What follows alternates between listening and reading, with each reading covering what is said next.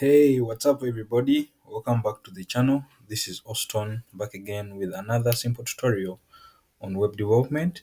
So, in this simple tutorial, I'm just going to give you the basic knowledge on how you can create a simple Forex currency converter. So, it's going to be very, very simple. This is the live example that is already on my website. So, for you guys who will be wanting the source code, it will be available for you. So, what we are having here, it's a simple form. The user will come and put in, let's say, the rate or the amount of money he or she is converting to his local currency. So right now here, I'm converting to my local currency, which is Ugandan shillings, but it can be yours. It can be anything, so long as it's a currency in your local area. So right now, when I put one, as you can see here, the attribute changes. Please select the currency. So here on the drop down, we have United States dollar, Great Britain pound, Europe, then Kenyan shillings. So when we select the USD, they will show us the default amount of that $1. So this is $1. Then this is how much it is when it's converted to Ugandan shillings. So these values are not correct. So you can prefer to get these from an API or database, which is a common practice for banks. You get, guys? So let none this confuse you. So when we put two here and we put in Great Britain, so they are what they are doing, they are getting two times the value in this select drop drop down menu that you're seeing. So they get two and multiply it with the value and you get the answer here. So it's going to be a very, very simple project. Then in the end, we may end up also designing such form. So what you need to have is a simple setup of HTML, like the markup structure. So this is our markup, very, very simple. Let me zoom in for you guys. So what we are going to do is set up a simple form here. Then we are just going to have the input type. It can be text, but I prefer it to number because still I'm working with the currency. Then I'm just going to give it an ID of Forex amount. So what the user will be putting in that input field. Then also let me just put a placeholder here. So this, if you're new to HTML, a placeholder, it acts as an indicator, letting the user know what he or she is supposed to put in that input field.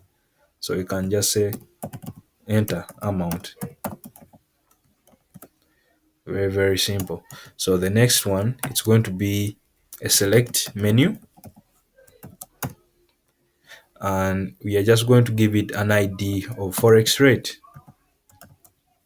So these IDs are user defined. You can call them anything you want. So it's not compulsory that they have to be Forex rate. But if you want follow up with the tutorial, you can put the same IDs. So in the select tag, it takes in the options tags. So that drop down that you saw. So these are the options. So the first one we shall say select currency. Then the other options we shall have like USD. You get? So these are the text. These are the text that the user will be seeing. So I'm just going to copy this because it's the same. Oh, sorry. Have some bad indentation.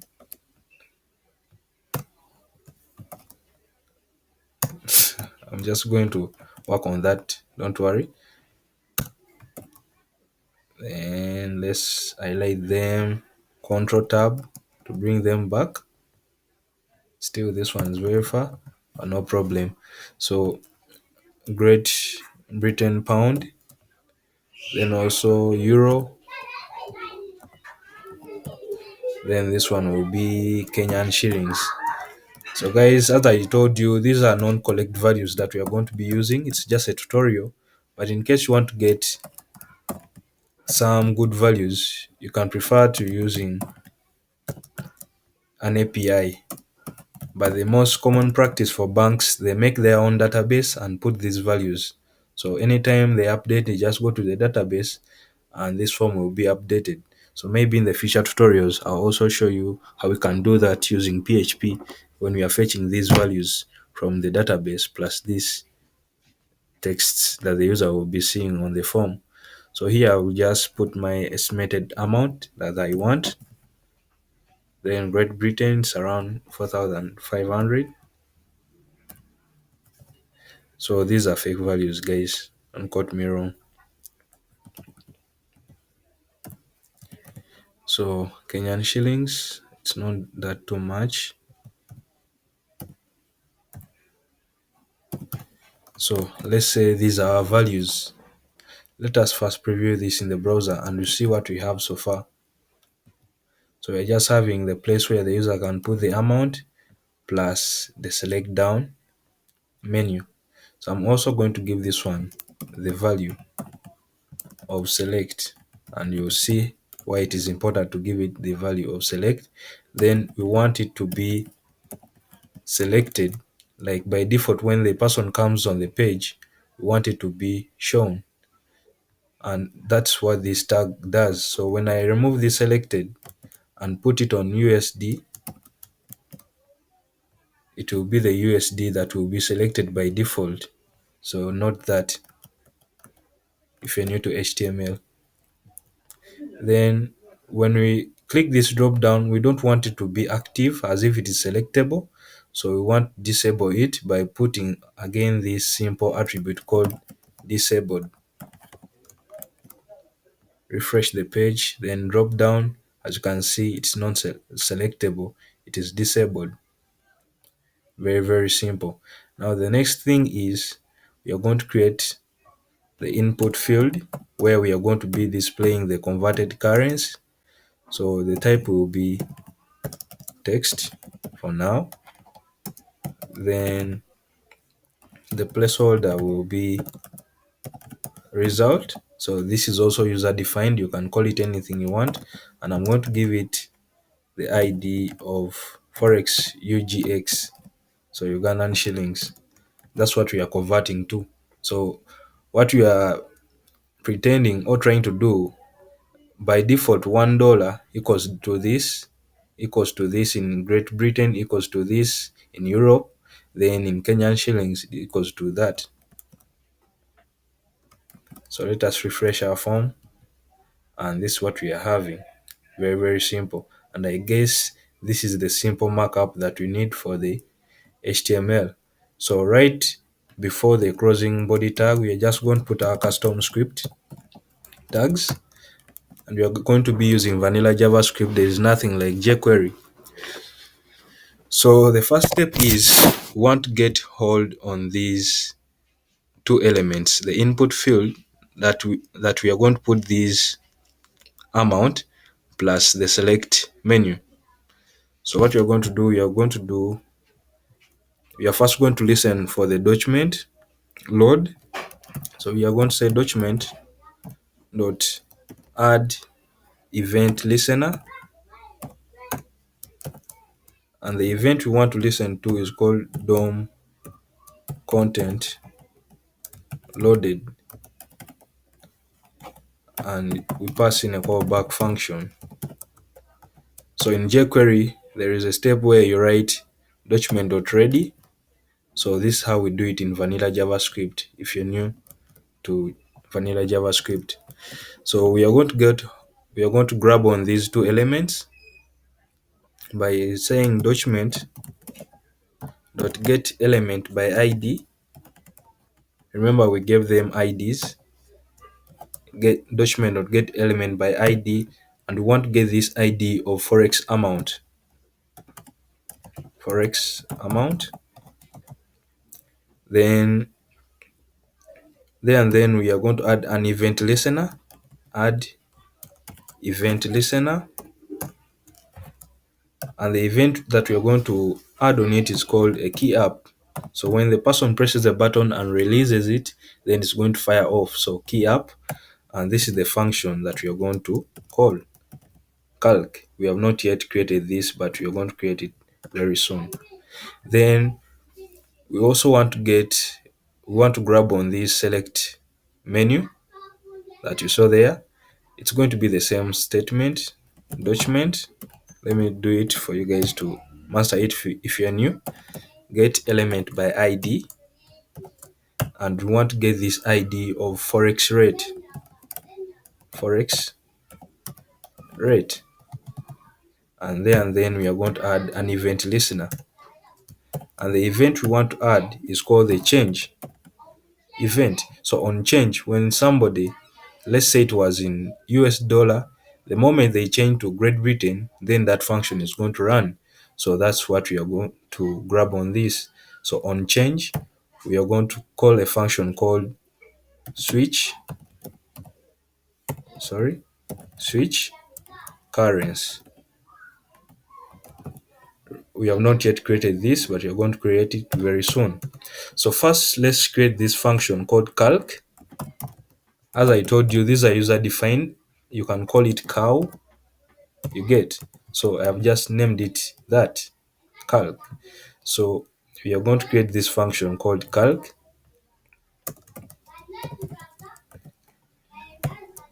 and what you're going to do first is get what the user has put in this input field with the ID of forex amount. So we are going to first create a variable amount. So this is user defined, and I'm going to say document dot get element by ID, get element by ID, and we want to get this ID of forex amount, you get. Then what we want to get from that input field is the value.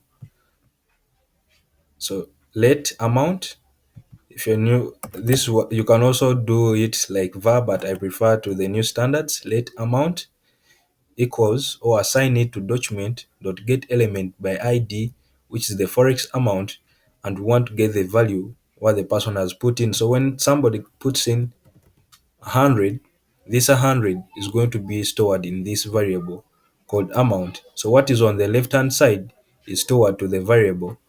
Sorry, what is on the right hand side is stored to the variable on the left hand side. That's great.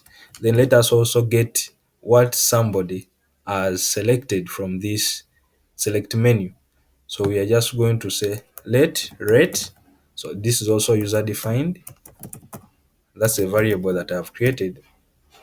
Document dot get element by ID, and we want to get the forex rate, then the value from it. You forgive me for the noise in the background. So what we are having right now, we are getting the amount from the first input field. Let's say somebody puts in 100 and selects USD dollar, United States dollar.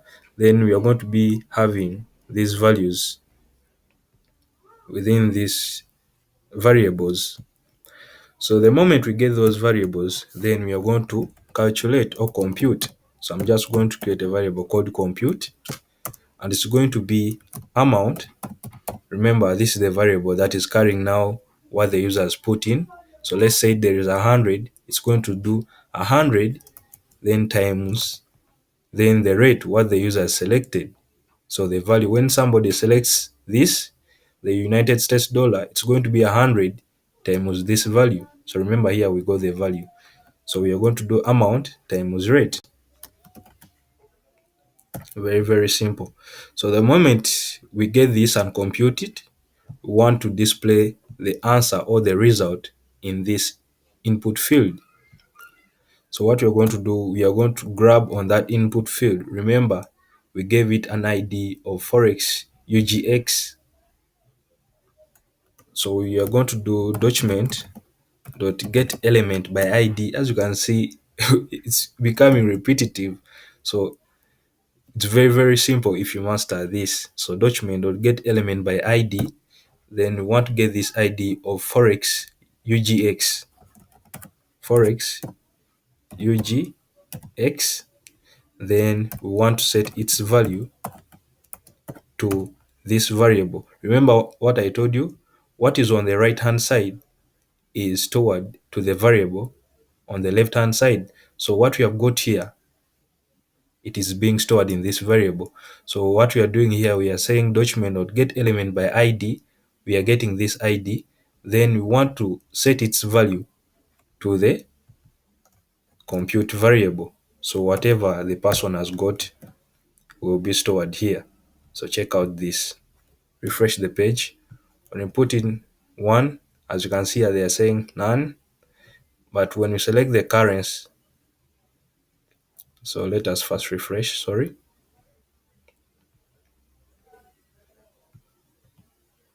As you can see, they're showing us the value. But right now, we have not yet worked on this switch currency function. So that's what we're going to do now.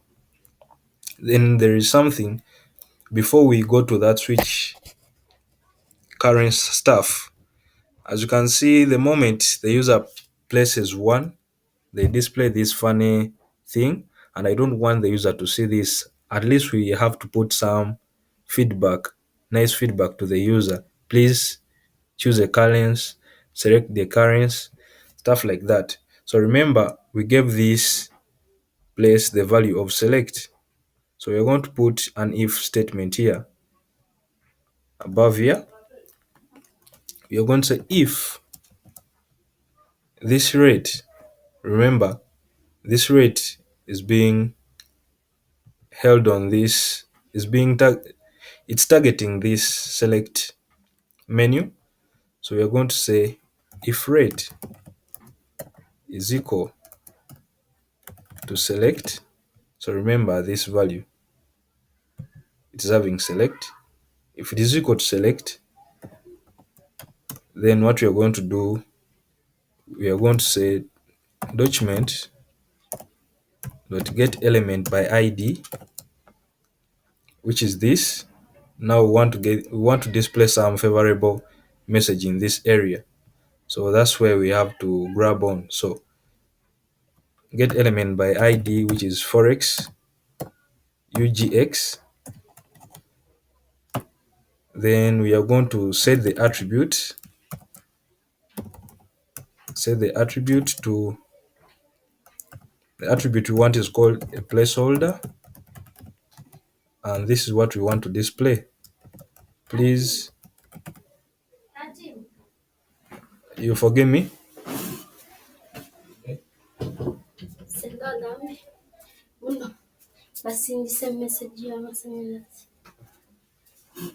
You forgive me for the noise in the background. So we are going to put this choose currency,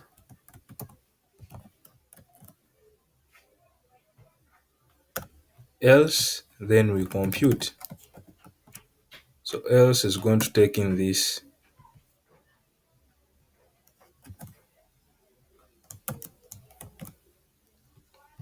and let us refresh. When we put in 1, as you can see, please choose currency, stuff like that. Now we are going to work on this switch currency function. Remember, we created it here. So we are going to go where does this function end. It ends here. So we are going to create another function called switch currency, and it's going to be the same. So these first two variables are going to be the same. So they can be the same because they're in a different function. And almost we are doing the same stuff. I'm just going to carry this and put it here. I guess that's it for this case. Let us just refresh. 1, as you can see, if I put in 2, 3, they update this area, stuff like that. But if you are to notice here, when I use these arrows, the one you're seeing here, it's not updating this field. Why? Because remember, the event that we said there was the key up event. So to also put these buttons in play so that they also function, then we have to use a different event called on input. So input, so anything that is input in that field will run. So when we do this, they will say please choose currency. Then this, right now when I start clicking, as you can see, it updates the field. Very nice, great stuff. Then, as I promised you, we may also design. So what you're going to do, I prefer using this framework called materialize css.com.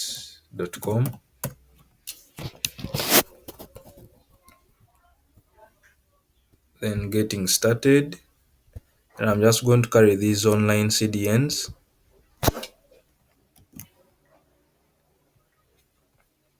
What you're going to do is put the CSS link in the head section. Then I like placing this at the bottom, the JavaScript file. Let us refresh this.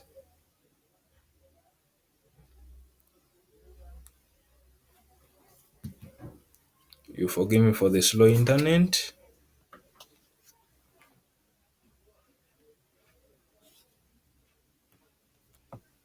Oh, as it's loading, let me be structuring the layout of this form. What I'm going to do is just create a simple div here, give it a class of row, then also give it a div with a class of call. So column, on large screens I want it 3, then medium screen 6, then on small screens I want that 12 columns. I'm just going to copy this, and I'm just going to place it in the middle.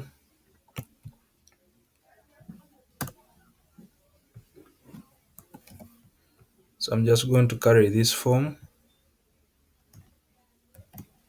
and place it in the middle there. So it's going to be somehow centered. Refresh the page. That's where it is. But as you can see, our select menu has disappeared. Now to do that, we just need to initialize it. So we are just going to create a variable called let select menu. So this is a variable that I'm creating. Then we say document dot query selector, and we want to target the select menu. Then we initialize it using the materialize syntax,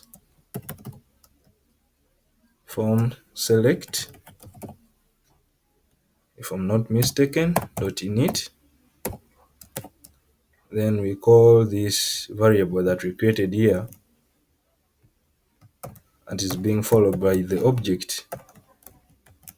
Let us refresh and see if it will appear. Yeah, nice. So you can put one. Great stuff. So that's it, guys.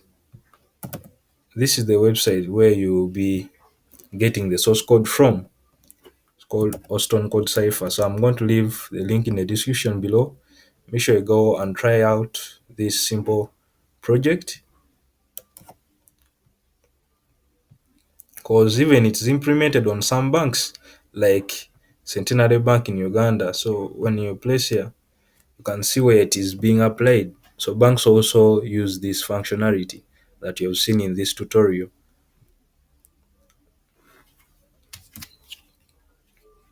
Let's check it out and see how it is being used on this website for this bank. As you can see, they have their Forex converter. So when the person puts in that, it computes. Great stuff. So guys, if this tutorial was useful to you, please go ahead, subscribe to my channel, like the video, share it on different social medias, and I'll be seeing you in the next tutorials. Peace.